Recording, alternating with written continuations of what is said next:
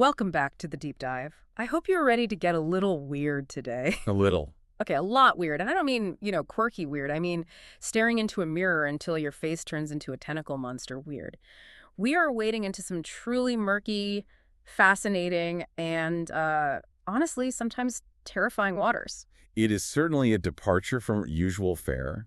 We are talking about a man who is arguably one of the most influential cultural figures of the 20th century. And yet, if you just look at his rap sheet, he looks more like a career criminal than a literary icon.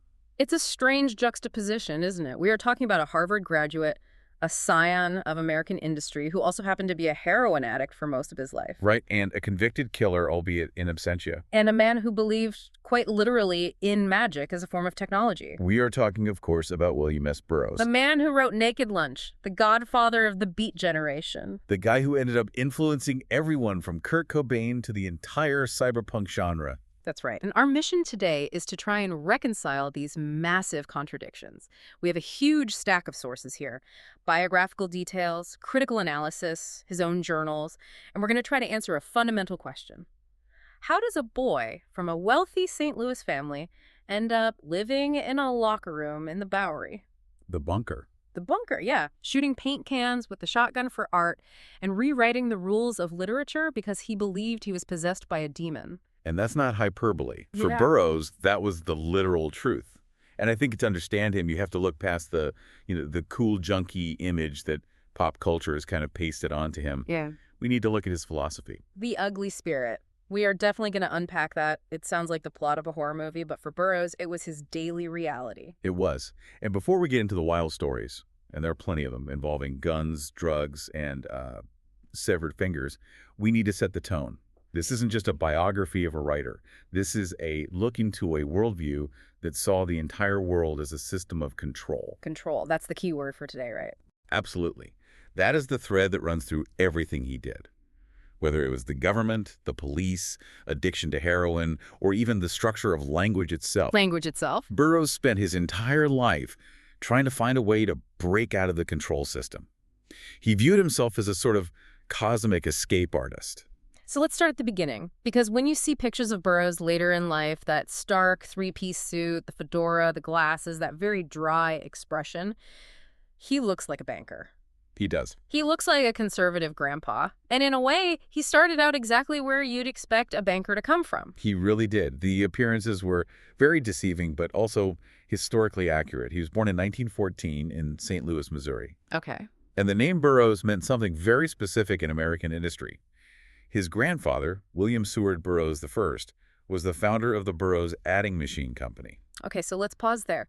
The Burroughs adding machine, that's basically the grandfather of the computer, isn't it? It's a proto-computer. In many ways, yes. It was the machine that allowed corporations to organize, to count money, to streamline bureaucracy. It was a tool of order and calculation. So you have this incredible irony right out of the gate. A huge irony. The grandfather invents the ultimate tool of corporate control, and the grandson spent his entire life trying to destroy that very concept of control. That is just, it's poetic. So we're talking real money here, old money. We're talking significant prominence, yes. And it wasn't just on his father's side. His mother's brother was a man named Ivy Lee. Ivy Lee, that name sounds familiar. It should. He was a pioneer in public relations. He basically invented the modern press release. And his main client, the Rockefellers. So he was the guy cleaning up the image of Standard Oil. Precisely. So Burroughs is growing up in this very high society, respectable environment. He attended private schools. He grew up on a street called Pershing Avenue in the central west end of St. Louis. It was a gated, manicured existence. But the family didn't actually own the company by the time William came along, right? He wasn't a billionaire. That's a crucial detail that often gets confused. No, they weren't billionaires. His parents sold their stock just before the 1929 stock market crash. Wow. They sold it for about $200,000. Now, in today's money, that is something like $3.7 million. I mean, impeccable timing on their part. Incredible timing. And this describes the financial safety net that defines Burroughs' entire life. When he graduated from Harvard in 1936, his parents put him on a monthly allowance. $200. $200 a month. In the late 30s, that was a living wage. It was more than a living wage. It was a comfortable middle-class income. But more importantly, you have to understand, it was freedom. That money guaranteed his survival for the next 25 years. He never had to clock in. Never. He never had to hold down a traditional 9-to-5 job. He could travel, he could experiment, he could drift. He could afford to be an outlaw because he had a capitalist safety net.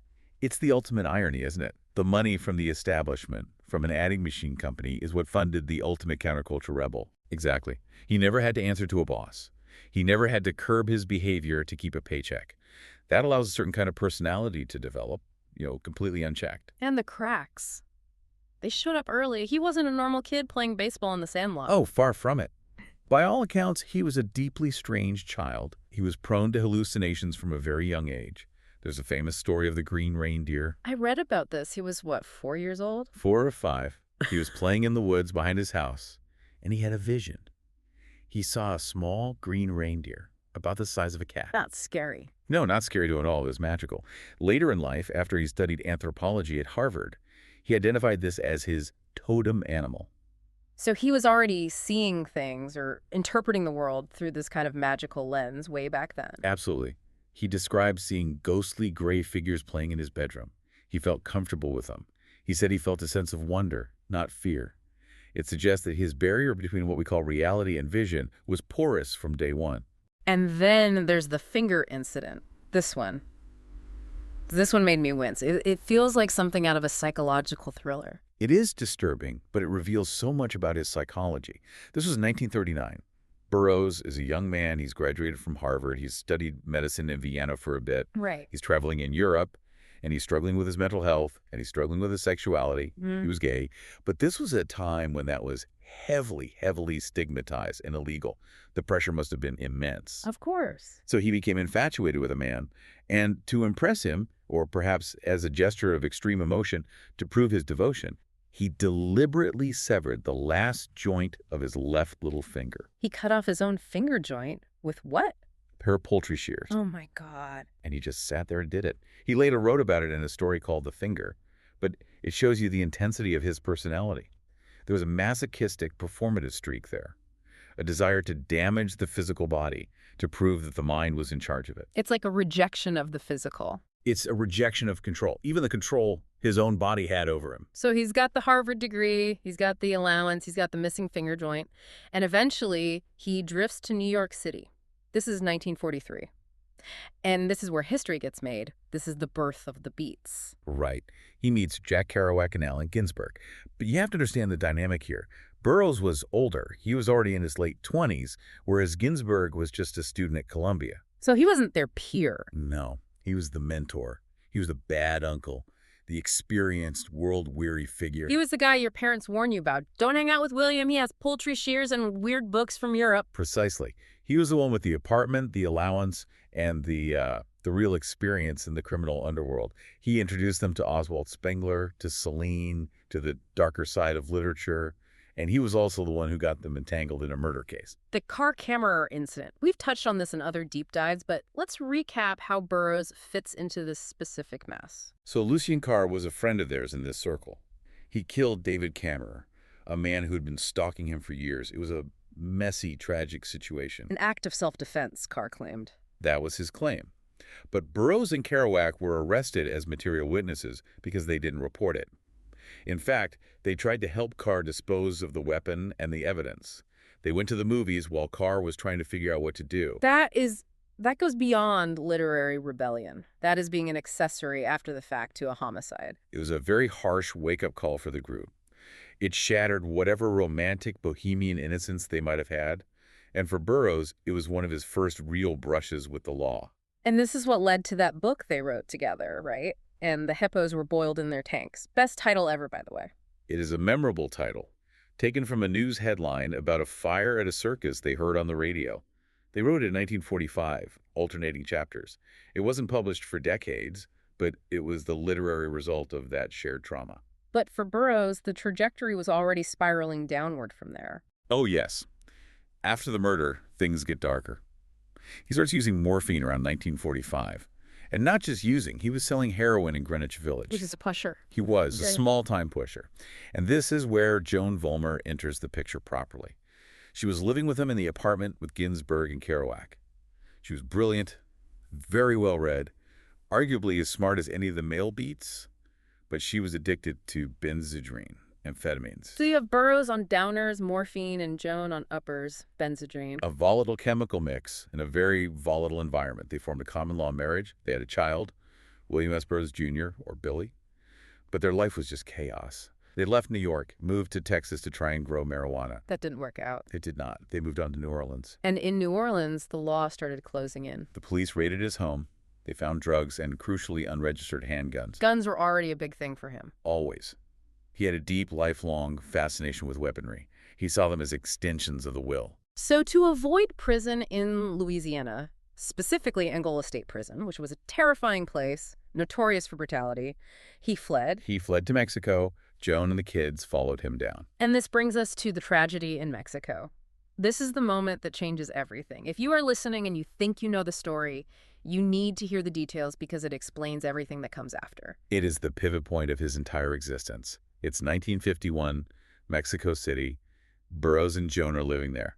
By all accounts, it was an unhappy time. Burroughs was off heroin, but he was drinking heavily. Joan was suffering from benzedrine withdrawal and drinking too. And the dynamic between them was getting nasty. Very. Accounts from friends say Joan was mocking him, calling him impotent. He was openly pursuing other men. There was a lot of tension. One night, September 6th, they were at a party at a friend's apartment above a place called the Bounty Bar. Everyone is very intoxicated. And Burroughs has a gun. He allegedly took a Star Model .380 automatic pistol out of his travel bag to show it off. He was trying to sell it. And in a moment of drunken bravado, he said to Joan, "It's time for our William Tell act." Now, for anyone who doesn't know the William Tell legend, it's the archer who shoots an apple off his son's head to prove his marksmanship. Exactly. But Burroughs didn't have a bow and arrow. He had a pistol. And Joan, she played along. She put a highball glass, some say it was a gin and tonic, on her head. She was going along with it. She was giggling, according to witnesses. She was out of the game. A dark, drunken party trick. God, it's just, the negligence is suffocating. Burroughs sat at the table across the room. He raised the gun. He fired. He missed the glass. He shot her in the forehead. She died almost instantly. It's such a senseless, stupid, tragic waste. A life ended because of a party trick. It is. And the aftermath was messy and, frankly, corrupt. Burroughs was arrested. He spent 13 days in jail. And then what? Then the machinery of his privilege kicked in. His brother came down from St. Louis with money. Lawyers were paid off. Ballistics experts were bribed to testify that the gun had misfired or that it had dropped. He changed his story, right. The initial story was the William Tell act. That was the initial story he told police. Yeah. Then it was revised. The official story for the court became that he dropped the gun, that it fell and discharged accidentally. But the witnesses knew the truth. The witnesses knew the truth. He was eventually convicted of homicide in absentia because he fled the country when his lawyer got into his own legal trouble. He got a 2-year suspended sentence, which he never served. So he kills his wife, and he essentially walks free. He goes back to his life. But psychologically, he didn't walk free. No. And this is where we get into the ugly spirit. This is the core of this entire deep dive. Burroughs explicitly stated later that he would never have become a writer if it weren't for Joan's death. That's a heavy statement. It almost sounds like he's justifying it or finding meaning in it. It's more complex than that. He wrote, "I live with the constant threat of possession and a constant need to escape from possession, from control." He believed that at the moment he pulled the trigger, he was possessed by a malevolent entity he called the ugly spirit. Now, do you think he meant that metaphorically? Like, oh, I have demons, I have a dark side. He was very, very clear that he meant it literally.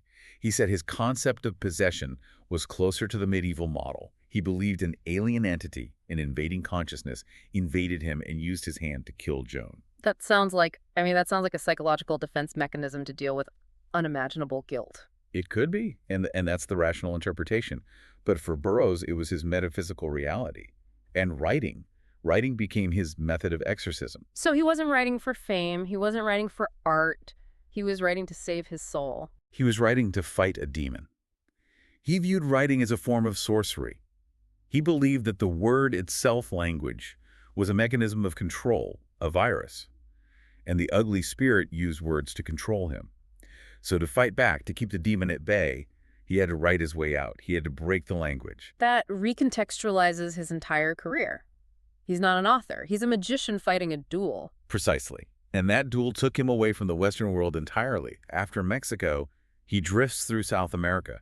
He's looking for a drug called yage, what we now call ayahuasca. Why ayahuasca? This was way before it was trendy for tech bros to go do it in Peru. Right. He wasn't looking for spiritual enlightenment in the modern sense. He was looking for telepathy. He believed yage was a kind of truth serum that would allow him to communicate without words, thus bypassing the control system of language. You gotta get outside of language. Get outside of the virus. His letters from this time were collected in a book, the Yage Letters. It's a fascinating look at his mindset. But eventually, he lands in Tangier, Morocco, 1954. The interzone. That's what he called it. Tell us about Tangier in the 50s. Why was it the perfect place for him?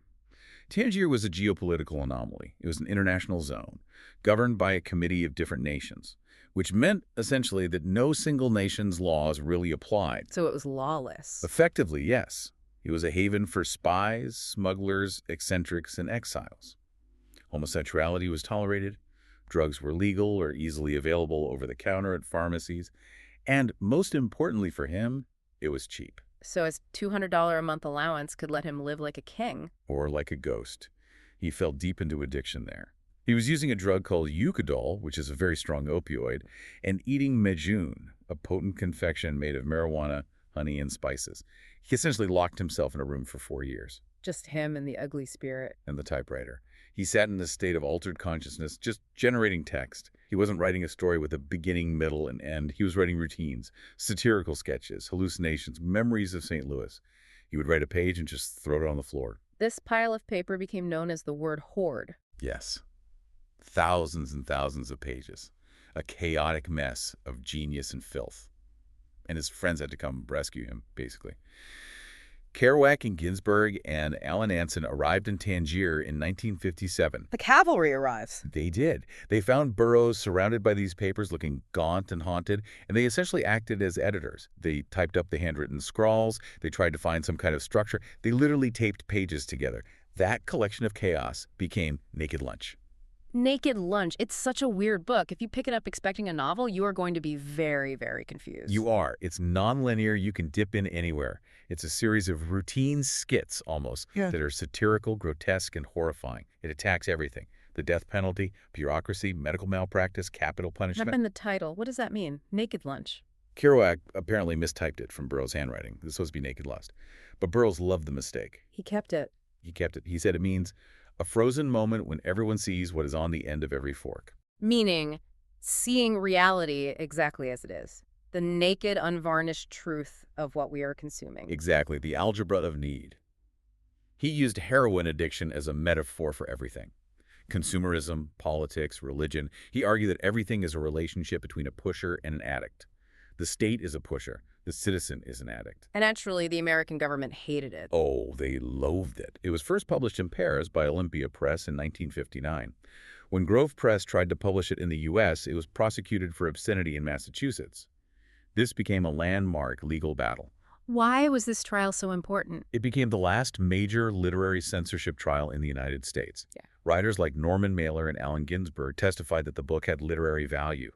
They argued that just because it depicted ugly things didn't mean the book itself was obscene. It was a moral condemnation of those ugly things. Exactly. It wasn't promoting them. And the argument won. In 1966, the Supreme Judicial Court of Massachusetts declared it not obscene. That ruling effectively ended literary censorship in America. If Naked Lunch, which contains some truly shocking sexual and violent content, could be published, anything could. So Burroughs, the junkie outlaw, the wife killer, actually secured freedom of speech for writers in America. That is a huge part of his legacy. He subverted the moral system and the legal system. He forced the culture to look at the ugly things it wanted to hide. Okay, so Naked Lunch is out. He's a controversial figure, but he doesn't stop there. He moves to Paris, and things get even weirder. He discovers the cut-up. Now, this is the part that I think is most relevant to our modern world of algorithms and remix culture. This is part 4. He's at the Beat Hotel in Paris around 1959. It's this rundown boarding house in the Latin Quarter, but it's filled with artists. And Burroughs meets a painter named Brienne Geisen. And Geisen is the one who shows him the technique. Yes. The story goes that Geisen was mounting a drawing. He put down a stack of newspapers to protect his table, and he cut through them with a razor blade. When he looked at the sliced layers, he noticed that the words combined to form new sentences. Funny sentences, profound sentences. And for most people, that would just be a collage. Oh, look, Daddy has poetry. Exactly. But for Burroughs, it was a revelation. Remember his obsession with control and the ugly spirit.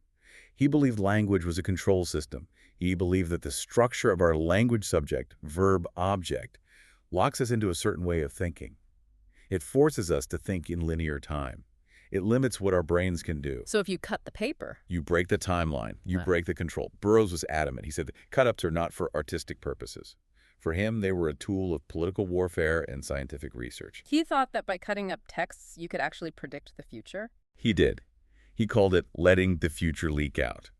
He believed that everything is pre-recorded. The universe is a tape recording. By cutting the tape or the text, you can see what's coming next. He claimed he would cut up a newspaper and find sentences that referred to events that happened days later. That is some heavy magical thinking. But he was serious about it. Deadly serious. He and Geisen were doing occult experiments at the Beat Hotel. Mirror gazing. Scrying.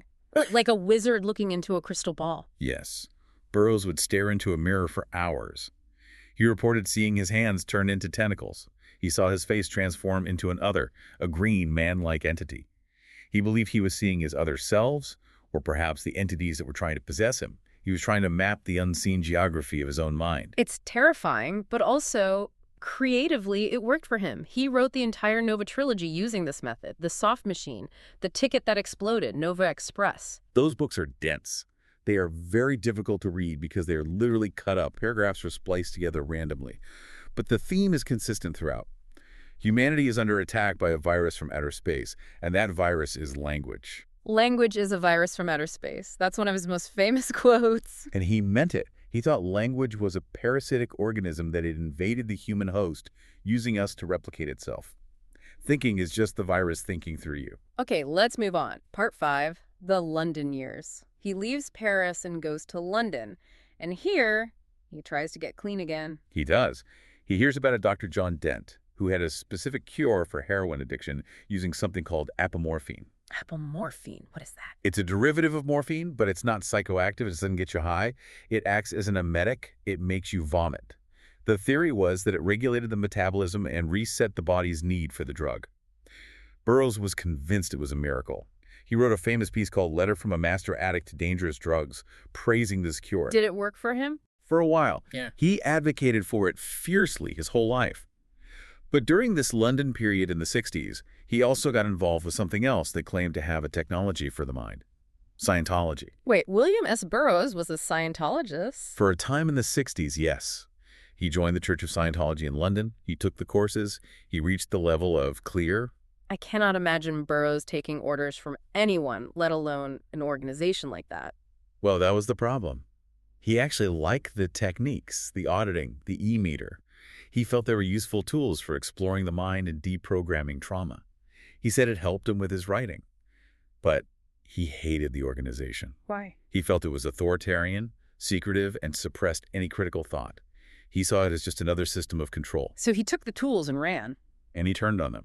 He wrote critical articles about his experiences. There was a huge feud that played out in the pages of Rolling Stone magazine, Burroughs versus the Scientologists. He famously wrote, Scientology is a model for the control of a population. I love that. He's just picking fights with everyone, the government, the literary establishment, L. Ron Hubbard. And during this time in London, he starts refining his magical attacks. Yes. We absolutely have to talk about the Mocha Bar. Yes. The Mocha Bar operation. This is my absolute favorite Burroughs story because it's so petty but so elaborate. So this is 1972.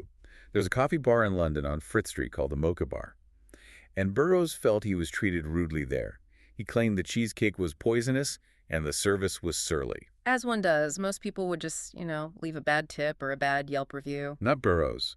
Burroughs decided to destroy the business using magic and technology. How? What did he do? He used a technique he called playback. He went to the bar with a concealed tape recorder and discreetly recorded the background sounds, the clatter of cups, the chatter, the hiss of the espresso machine. Okay. Then he would come back day after day, stand outside, and play those sounds back at a subliminal level. He would also take photos of the place, then go home and curse the photos. He was playing the bar's own past back to it. Yes. His theory was that by superimposing the past audio onto the present reality, he would disrupt the timeline. He wanted to break the reality of the location. He called it scrambling the control lines and creating a psychic disturbance. And did it work? Well, according to Burroughs, accidents started happening inside. The espresso machine broke, fights broke out, business dropped off, and on October 30th, 1972, the Mocha Bar closed down for good. He cursed a coffee shop out of business with a tape recorder. She viewed it as a successful magical operation. For him, cameras and tape recorders were not passive devices. They were weapons. They could freeze and manipulate time. That is some real-life cyberpunk sorcery right there. It really is. And this brings us to his return to America, Part 6. In 1974, he moves back to New York City. To the bunker. He moves into a converted YMCA locker room on the Bowery. No windows, just concrete walls and communal showers down the hall. He called it the bunker. And this is where he becomes the godfather, the elder statesman. Exactly. It's the mid-70s. The CBGB scene is exploding. Punk is happening. Patti Smith, Lou Reed, Andy Warhol, Debbie Harry, Susan Sontag. They all make the pilgrimage to the bunker to pay homage to the old man. He's the one who lived through the things they were just starting to experiment with. But he was also struggling, right? Financially and physically. He was. His allowance had long since run out. He was teaching, writing. But then a man named James Grauerholz arrived. This is a key figure in Burroughs' later life. Who was James Grauerholz? He was a young bookseller from Kansas, a huge devotee of the beats. He came to visit Burroughs and basically realized the man needed help. He became Burroughs' secretary, then his manager, literary executor, and essentially his savior. What did he do for him? He organized his life. He cataloged the word hoard. Most importantly, he organized reading tours. He got Burroughs out of the apartment and onto stages across the country and Europe. He turned Burroughs into a performing artist. Which revitalized his career and his bank account. Suddenly, William S. Burroughs was a rock star of literature. But amidst this big comeback, there was a deep personal tragedy occurring in the background. His son, Billy. The boy who was there, or nearby, when his mother was shot. Yes. William S. Burroughs, Jr., Billy grew up effectively without a mother and with a mostly absent father who was traveling the world looking for drugs and enlightenment. And he also became a writer. He did. He wrote a great book called Kentucky Ham. But sadly, he became an addict too. Speed, alcohol. Like father, like son. But Billy didn't have William's iron constitution. In 1976, Billy's liver failed completely. He had a liver transplant, a pioneering surgery at the time. Burroughs spent time in Colorado helping him recover. It was the most time they had spent together in years. Did they reconcile? Was that a healing moment? It was strained. Billy had written an article in Esquire basically blaming his father for poisoning his life. He felt the weight of the name, the legacy of his mother's death. And tragically, Billy kept drinking and using drugs even after the transplant. And he died young. He died in 1981, at age 33. He was found in a ditch near a highway in Florida. It was a heartbreaking, squalid end. That must have weighed on Burroughs immensely. It did. The guilt over Joan, the failure with Billy. It reinforced his belief that he was cursed or that the ugly spirit destroyed the people around him while leaving him alive. He was a survivor, but at a terrible cost. Everyone around him seemed to fall, but he just kept going. That's a very accurate way to put it. He was the eye of the hurricane. So after Billy dies, Burroughs makes a very surprising move. He leaves New York, he leaves the bunker, he moves to Kansas. Lawrence, Kansas, 1981. Why Kansas? It seems like the absolute last place a heroin-shooting, queer, avant-garde magician would go. He told people it was practical, it was cheaper, it was less violent, and crucially, he could go fishing and shooting. Shooting, right. We haven't talked enough about the guns. He was a huge gun enthusiast. Burroughs loved guns. He owned many, Cobras, Colts, shotguns. In Kansas, he could go out into the cornfields and target practice without the NYPD bothering him. This leads us to his visual art. The shotgun art. He would set up spray paint cans in front of a piece of plywood, then stand back and blast them with a shotgun. The paint would explode onto the wood in these abstract patterns. It's the cut-up technique again, but with ballistics. It's violent and random. Exactly. It's about surrendering control. You pull the trigger, and the result is dictated by physics and chance, not by the artist's conscious hand. It was the ultimate expression of his philosophy. So he really settled down in Kansas, became this local celebrity. He did. He lived in a small bungalow. He had cats. He absolutely adored cats. He became a sort of kindly, eccentric old neighbor who just happened to be a counterculture legend. And this is when he starts popping up in pop culture everywhere. The 90s were huge for him. He became an icon all over again. The 90s were a renaissance. He was in the movie Drugstore Cowboy, playing an old junkie priest. That famous line, You see, you have to be a priest to be a good drug fiend. He collaborated with Tom Waits and Robert Wilson on the play The Black Rider. He recorded with the Industrial Metal Band Ministry. He was in a U2 music video for Last Night on Earth. And Kurt Cobain. That collaboration is legendary. They recorded The Priest, they called him together. Cobain playing dissonant guitar noise while Burroughs read a story. Cobain absolutely idolized him. He even came to visit him in Lawrence, Kansas.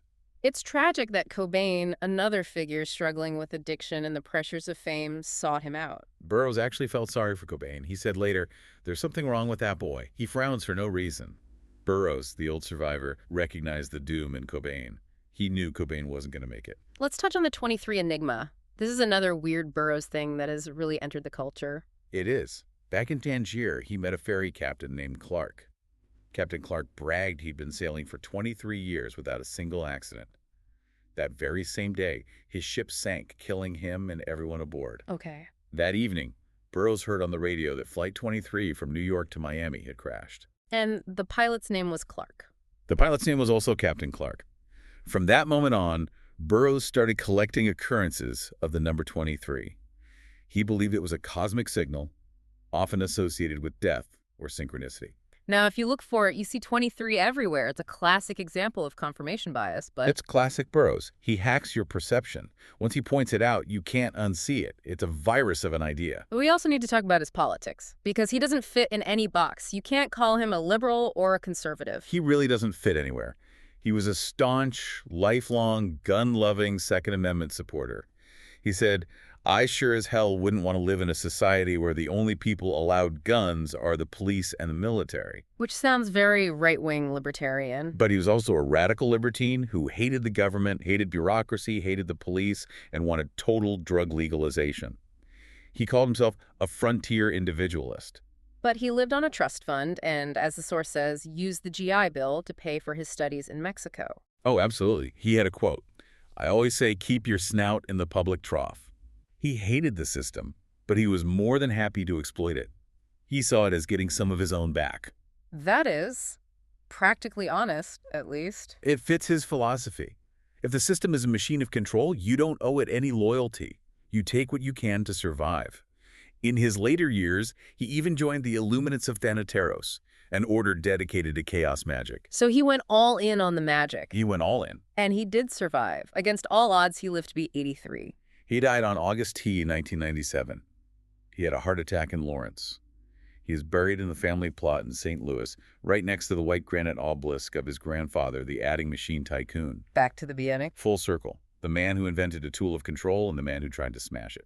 So what is the legacy here? When we look back at William S. Burroughs, what do we see? We see the grandfather of the counterculture. Without him, you don't get the Velvet Underground, you don't get punk, you certainly don't get cyberpunk.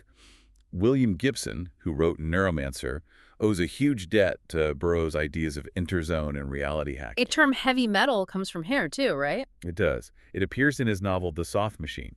Character Uranian Willie, the heavy metal kid. And then there's Steely Dan. The band Steely Dan. The band Steely Dan is named after a steam-powered dildo in Naked Lunch. No way. That smooth jazz rock band is named after a sex toy in a Burroughs book. Absolute fact. His DNA is in the bloodstream of our culture, often in places we don't realize. Soft Machine, other band, Thin White Rope, the list goes on. But beyond the trivia and the band names, it's the ideas. The idea that reality is malleable, that language creates our world. And that we are living in a magical universe. Burroughs insisted that there are no coincidences. Nothing happens unless someone wills it to happen. That is both an empowering thought and a terrifying one. It places the ultimate responsibility on the individual.